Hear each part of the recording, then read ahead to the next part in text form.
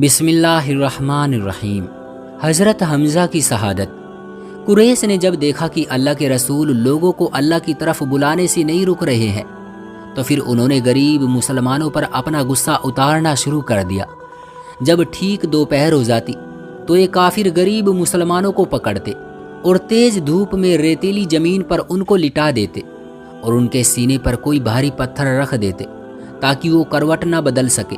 ان کے جسموں پر گرم گرم بالو ڈال دیتے، لوہے کی سریاں آگ میں گرم کر کے ان کے جسموں پر چپکا دیتے اور کبھی ان کو پانی میں ڈبو کر بہت دیر تک ان کی سانس روک دیتے۔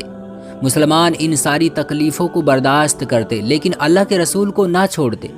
کافر لوگ اللہ کے رسول کو بہت زیادہ پریشان کرتے تھے۔ ایک صاحب روایت کرتے ہیں کہ میں نے دیکھا کہ اللہ کے رسول کعبے میں لوگوں کو اسلام کی طرف دعوت دے رہے ہیں اور کوئی ان کے اوپر مٹی پھینک رہا ہے، کوئی ان پر تھوک رہا ہے اور کوئی ان کے اوپر کوڑا پھینک رہا ہے، کوئی انہیں پیچھے سے دھکا دے رہا ہے، اور اللہ کے رسول کی یہ حالت دیکھ کر سارے کافر زور زور سے کھڑے ہنس رہے تھے۔ اللہ کے رسول پورا دن لوگوں کو اسلام کی دعوت دیتے لیکن کوئی ماننے کے لیے تیار نہیں ہوتا تھا۔ ایک روز اللہ کے رسول صفا پہاڑ پر بیٹھے ہوئے تھے کہ اچانک وہاں ابو جہل آ گیا۔ کافروں میں اللہ کے رسول کا سب سے بڑا دشمن ابو جہل ہی تھا۔ اس نے اللہ کے رسول کو گالیاں دینی شروع کر دی۔ اللہ کے رسول خاموش بیٹھے رہے، اس کو کوئی جواب نہ دیا۔ جب ابو جہل نے دیکھا کہ محمد مجھے کوئی جواب نہیں دے رہے ہیں تو اس نے ایک پتھر اٹھایا اور اللہ کے رسول کے سر پر مار دیا، جس کی وجہ سے اللہ کے رسول کے سر سے خون بہنے لگا۔ اللہ کے رسول خاموشی سے اٹھے اور کعبے کی طرف چلے گئے، آب زمزم سے جا کر اپنے زخم دھوئے اور پھر اللہ کے سامنے سجدے میں گر گئے اور رونے لگے۔ حضور کے چاچا حضرت حمزہ ابھی اسلام نہیں لائے تھے، وہ اس دن شکار کرنے گئے ہوئے تھے۔ حضرت حمزہ جب بھی شکار کر کے شام کو واپس آتے تو بڑے اکڑ کے چلتے تھے۔ اس دن بھی جب وہ مکہ کے اندر داخل ہو رہے تھے تو دو غلام لڑکیوں نے ان سے کہا کہ اے حمزہ، اگر آج تم اپنے بھتیجے محمد کی حالت دیکھ لیتے کہ ابو جہل نے ان کو کیسے مارا تھا تو شاید تم ایسے اکڑ کے نہ چلتے۔ حضرت حمزہ نے ان لڑکیوں سے ساری باتیں پوچھی تو انہوں نے سب کچھ بتا دیا کہ آج ابو جہل نے تمہارے بھتیجے کو بہت گالیاں دی اور پھر ایک پتھر اٹھا کر ان کے سر پر مارا کہ جس کی وجہ سے ان کے سر سے خون بہنے لگا۔ یہ سننا تھا کہ حضرت حمزہ کو بہت تیز غصہ آیا، تیر کمان ہاتھ میں لیے سیدھے حرم میں پہنچے۔ ابو جہل اپنے ساتھیوں کے ساتھ حرم میں ایک ٹولی بنائے بیٹھا ہوا تھا۔ حضرت حمزہ نے جاتے ہی اس کے سر پر بہت تیز کمان ماری، ابو جہل کا سر پھٹ گیا۔ حضرت حمزہ نے کہا کہ اے جاہل، کیا تم یہ سمجھتے ہو کہ میرا بھتیجا لاوارث ہے؟ جس کا من کرے وہ اسے گالیاں دے اور مارے، ایسا ہرگز نہیں ہوگا۔ اگر دوبارہ تو نے میرے بھتیجے کی طرف نظر بھی اٹھائی تو تیرا بہت برا حال ہوگا۔ اس کے بعد حضرت حمزہ اپنے بھتیجے حضور صلی اللہ علیہ وسلم کو تلاش کرنے لگے۔ حضور صلی اللہ علیہ وسلم اس وقت کعبے کے پاس سجدے میں پڑے ہوئے تھے اور بہت رو رہے تھے۔ حضرت حمزہ ان کے پاس پہنچے اور کہا، اے میرے بھتیجے، لیکن اللہ کے رسول صلی اللہ علیہ وسلم نے سر نہ اٹھایا۔ حضرت حمزہ نے دوبارہ کہا، اے میرے بھتیجے۔ اللہ کے رسول نے پھر بھی سر نہ اٹھایا۔ حضرت حمزہ نے تیسری بار کہا، اے میرے بھتیجے۔ اللہ کے رسول نے سر اٹھایا، آنکھوں میں آنسو بھرے ہوئے تھے۔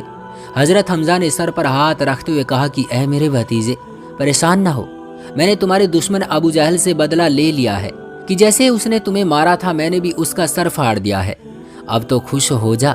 حضور نے بڑی بے نیازی سے فرمایا کہ اے میرے پیارے چاچا، مجھے اس بات سے کوئی خوشی نہیں ہوئی۔ حضرت حمزہ نے پوچھا کہ بھتیجے پھر تجھے کس بات سے خوشی ہوگی؟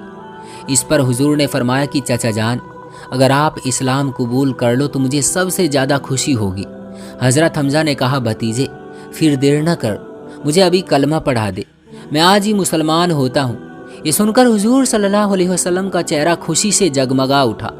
حضرت حمزہ کے اسلام لانے سے مسلمانوں کو بہت طاقت ملی۔ اب کوئی بھی حضور صلی اللہ علیہ وسلم کو پریشان نہیں کر پاتا تھا۔ ہر ایک حضرت حمزہ سے ڈرتا تھا کیونکہ حضرت حمزہ ان بہادر لوگوں میں سے تھے کہ جنگ میں ان سے کوئی بھی جیت نہیں پاتا تھا۔ اللہ کے رسول اپنے چاچا حضرت حمزہ سے بہت محبت کرتے تھے۔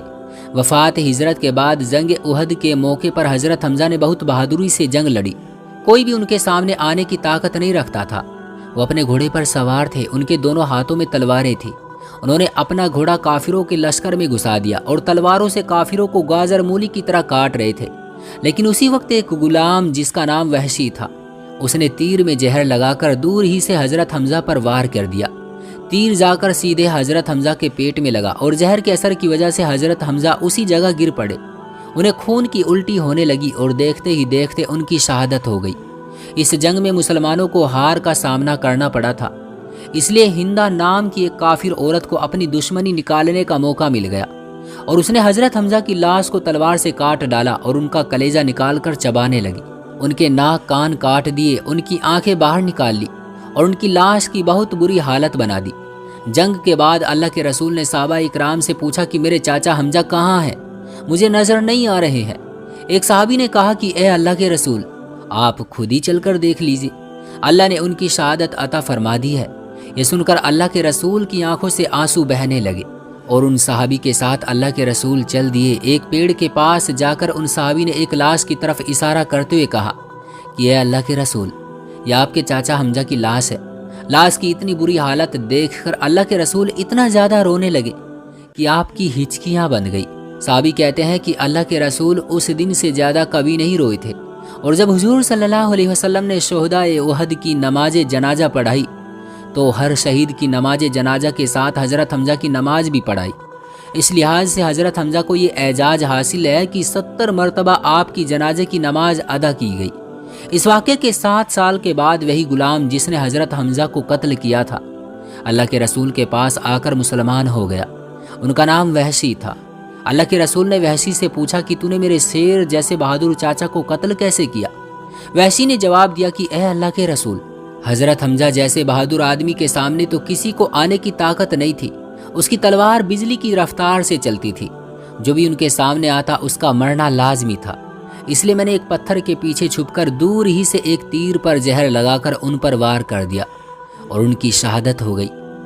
دوستو، یہ تھا ہمارا آج کا قصہ۔ امید کرتا ہوں کہ آپ نے اسے بھی کچھ سیکھا ہوگا۔ ویڈیو کو لائک کر دیجئے اور چینل کو سبسکرائب کر لیجئے گا، اور ہاں، کمنٹ باکس میں اس قصے کے بارے میں اپنی قیمتی رائے ضرور دیجیے گا۔